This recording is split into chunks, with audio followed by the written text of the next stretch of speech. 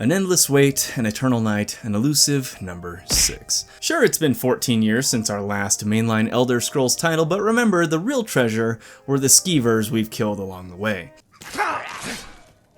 While Oblivion Remastered cited some thirst for a new Elder Scrolls, I still feel like a man stranded in a desert, crawling and desperate for just a drop of water, as Todd Howard rides up with a smile and hands me a saltine cracker with Starfield stamped onto it instead. While speculations for a new Elder Scrolls are high, I'm trying to temper my own hype and expectations, as Bethesda has a lot to prove with a new title in their mainline series, and I need to keep in mind that I'll likely be playing this game in a nursing home. Even still, while I expect little to even none of this list to actually make the cut, it's fun to break down and discuss what my personal Elder Scrolls 6 wishlist looks like, and if you find yourself enjoying the video, comment your own wishlist items below and like and subscribe for more. Now, in no particular order, let us dream.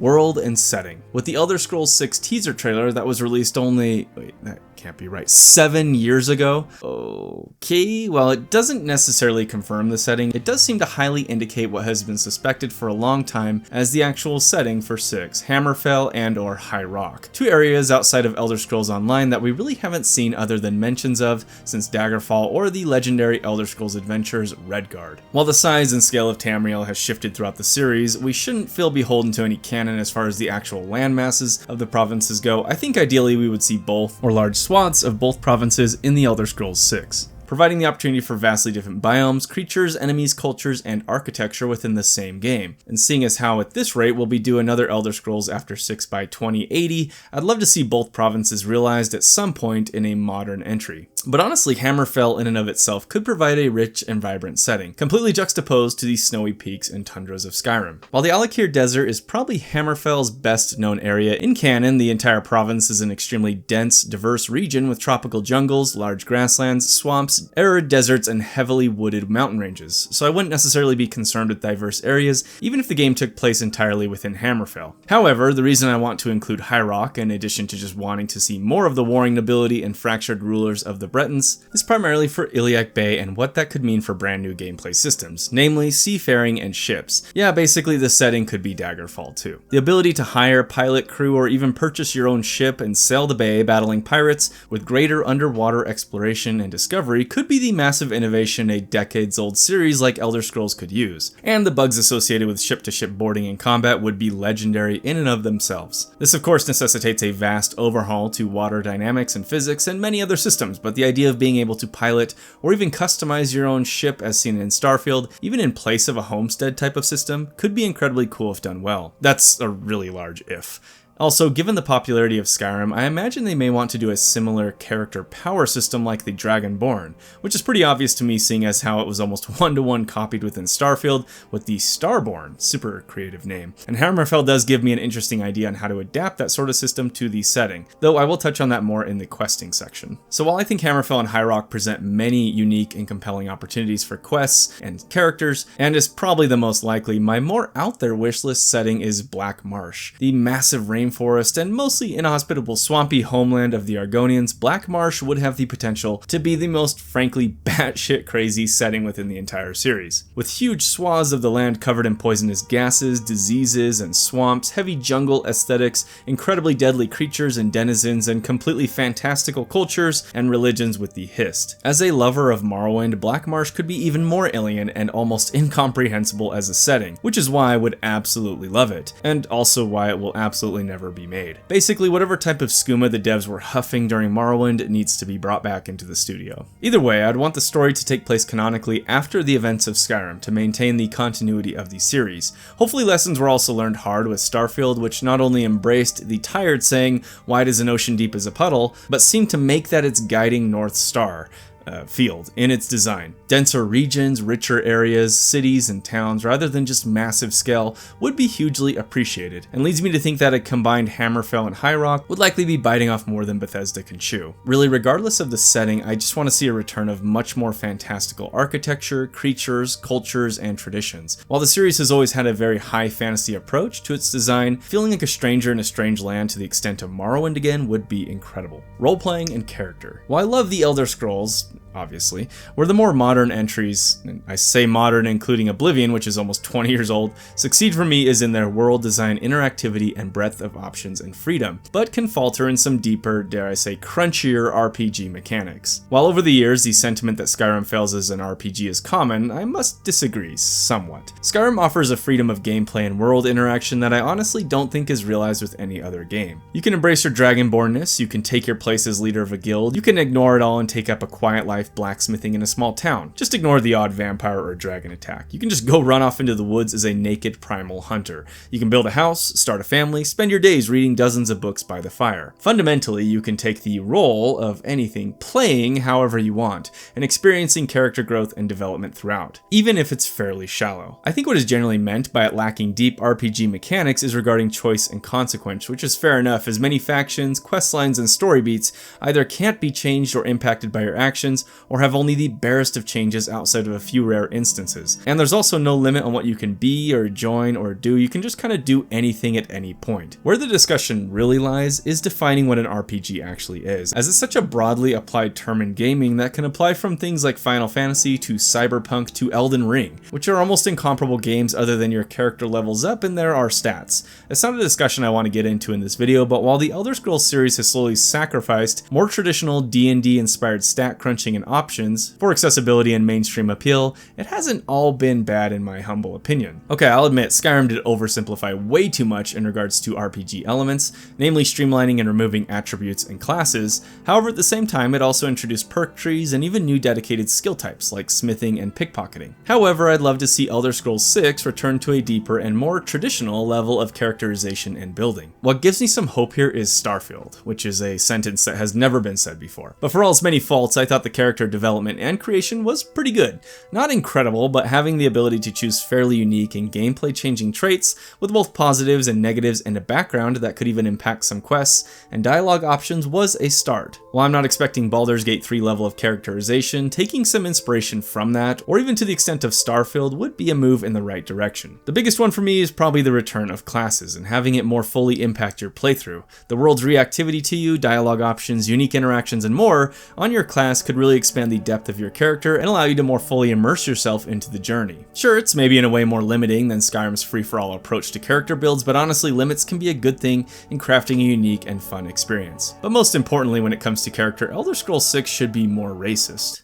I'm actually somewhat serious, as I find the race relations and unique interactions throughout the Elder Scrolls lore incredibly interesting, and having that further impact your playthrough again drives a deeper connection to your character and the world. And now this video is demonetized. Speaking of the world, reactivity in general to your actions is a big wishlist item for me, as I found Skyrim really lacking in this regard. While there is some, for the most part, despite your standing or state of the world, like resolving the Civil War storyline, nothing substantially changes or reacts, which is disappointing. I'd love to see a return to Morrowind's faction system, where joining factions or completing certain jobs for factions would ruin your reputation with others or even fully lock you out of them. Interfaction conflicts, deceptions, power grabs, rivalries, it was all there. Maybe slightly basic, but attempted, and there is a massive opportunity to completely overhaul the faction system for Elder Scrolls 6 and create some incredibly in-depth and compelling quests, faction rewards, and conflicts. Mostly, I just don't want to be able to become the leader of every faction as the same character and absolutely not the freaking Archmage of the Mage's College by casting one single spell. Locking faction advancement to your actual attributes and level, again, something seen in Morrowind, maybe wasn't perfect for those wanting to do more niche builds,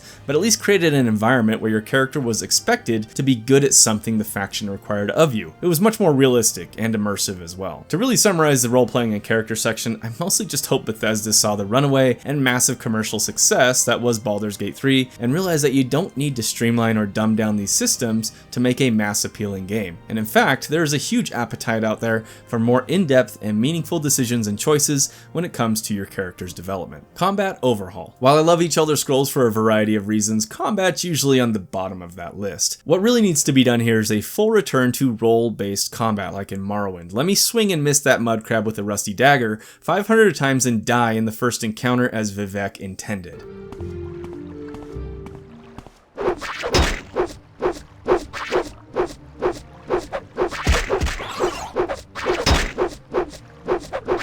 Okay, that was a joke. In fact, the opposite should be the case. Having played my fair share of Vermintide, a full embrace of more visceral, meaty, reactive combat should be expected and hoped for here. I think recent Scrolls-likes, such as Tainted Grail and Avowed, have shown what more dynamic combat could look like, with dodges, parries, and an increase in martial abilities to unlock and master. It can do a lot for the general feel of first-person sword swinging. Bethesda really doesn't even necessarily need to look outside their own modding community to understand what could be improved here, as combat overhaul mods for Skyrim are very popular and see a vast improvement over the vanilla experience in ways I honestly think could still satisfy a 2035 or whenever it comes out audience. More weapon customization and specialties or masteries could be incredibly cool as well, with your character becoming more experienced and comfortable with your weapons of choice. Spears should also absolutely return, as they remain one of my favorite weapon types and are sorely missed since Morrowind as well. But with Hammerfell being a setting, it could present even more unique types of weapons such as slings, darts, and curved swords, skills, or perks. Dual-wielding unique movesets and abilities, unarmed combat skill trees, the sky is the limit to make combat more in-depth and fun within Elder Scrolls 6, and it should feel intuitive, impactful, and brutal, though this has never been Bethesda's strong suit even in their latest games, so I'm not exactly holding my breath on a vast overhaul here. As far as magic goes, while yes, spellcrafting and creation should obviously return with many unique enchantments and spell effects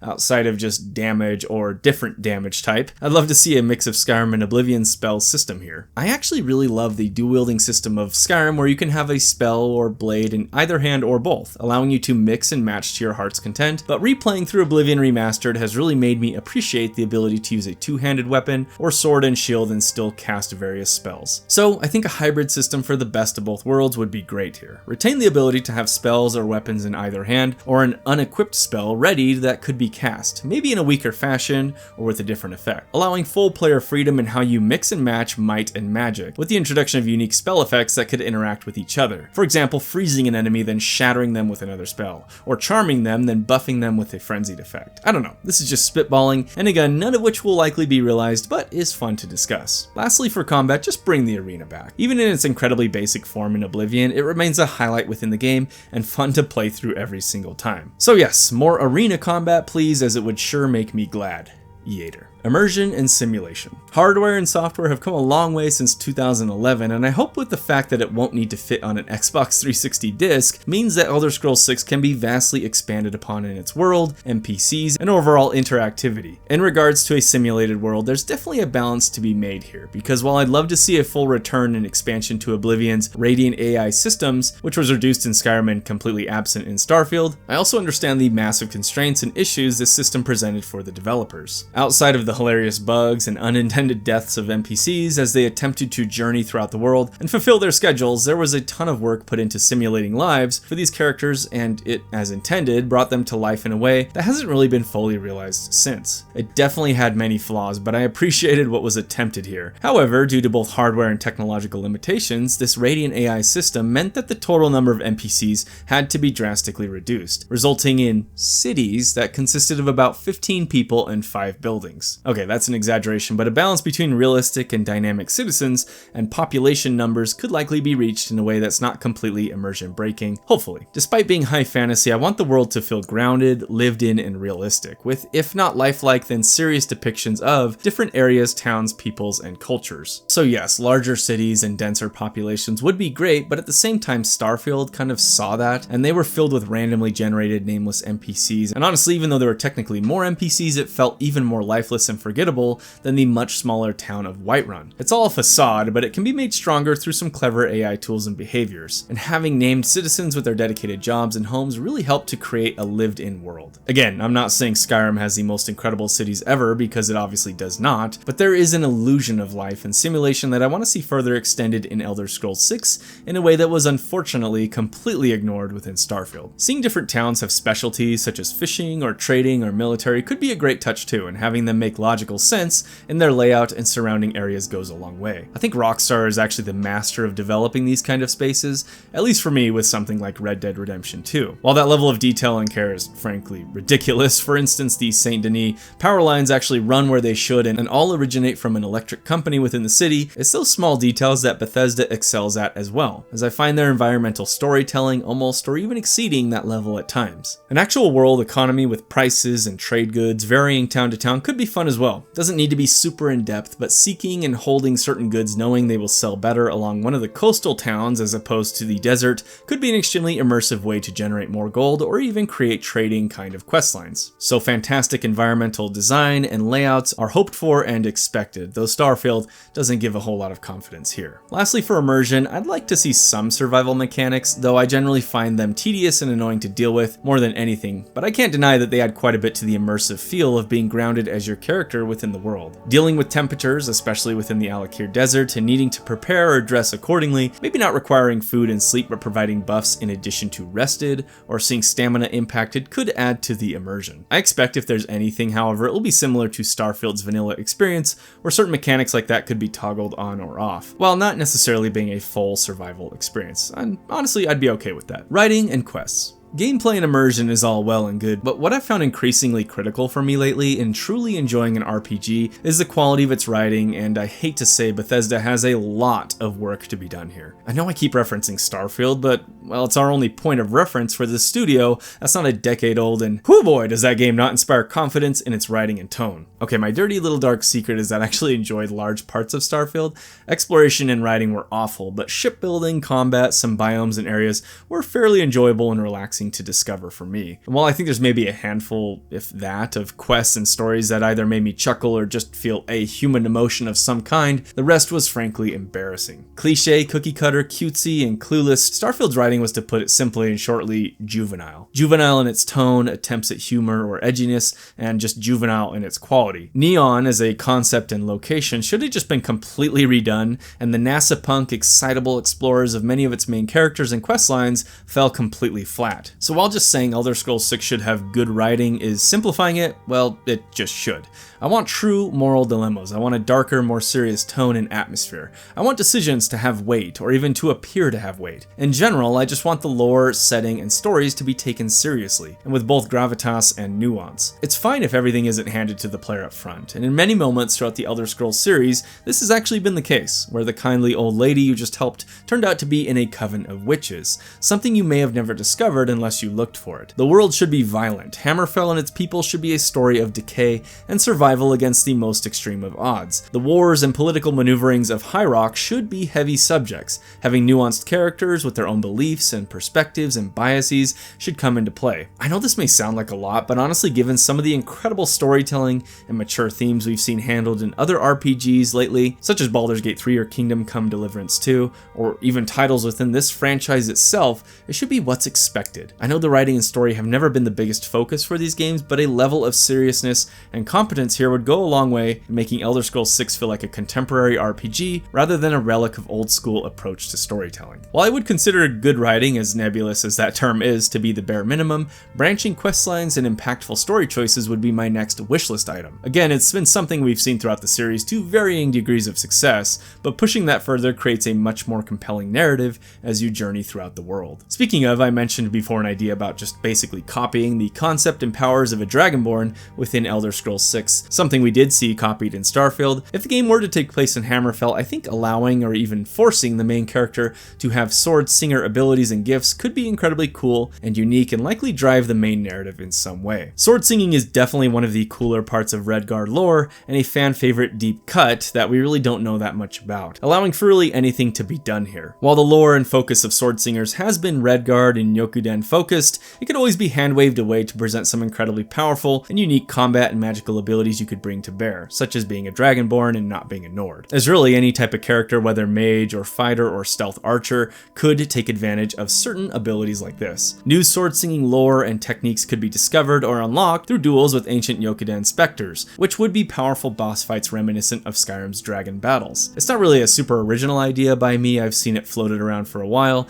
but it is very cool and I think it could create for a unique yet engaging narrative. Lastly, for questing and writing, voice acting and actors should remain the exact same. Throw one or two celebrities in there or well-known actors for good measure. Maybe Keanu is available to be Johnny Redguard, a ghost who travels with us and chimes in periodically, but other than that, I want to keep hearing the same 4 voice actors with all different characters throughout the world again and again. Let's just call it the Bethesda charm. Lastly, for general features, get a load of this one, less loading please. I know this is a big component of the creation engine, and for all its faults, including including loading, it does enable a level of interactivity not seen with most other game engines. But whatever can be done to reduce and remove loading screens is critical to the overall enjoyment of Elder Scrolls 6. Even playing Oblivion Remastered, as quick as the load times are, having them even within the same building if you go up one floor, or 3 to 4 times within some of the larger caves and dungeons, is absolutely painful. A more seamless world creates more seamless fun. You can use that one, Todd, that's on me. Dynamic events throughout the world would be great as well, which many mods actually focus on, and going back to vanilla Skyrim, I really forgot how far and few between these sorts of things happen. Random bandit encounters, factions battling on the roads, beast attacks, these create again a much richer and more lifelike world. And seeing as how this is a wish list, lastly, should I wish for the fabled co-op or multiplayer? No. As fun as that might be, and that's a huge might, the last thing I play the Elder Scrolls for is to have a buddy Leroy Jenkinsing into dungeons or yelling at me through Discord. Multiplayer is not on my wish list because it's likely something I would never engage with these types of games. I'll just stay lonely, thank you very much. And that's sort of it. Certain things go without saying. Performance, stability, mod support, but I feel like I hit on all the major wishlist items I have at this time, other than, you know, the game just existing in the first place. I know this is a much more rambling sort of video, but still I hope you found some enjoyment from it, and if you did, once again subscribe and let me know your wishlist items in the comments below. That's it for me, until next time.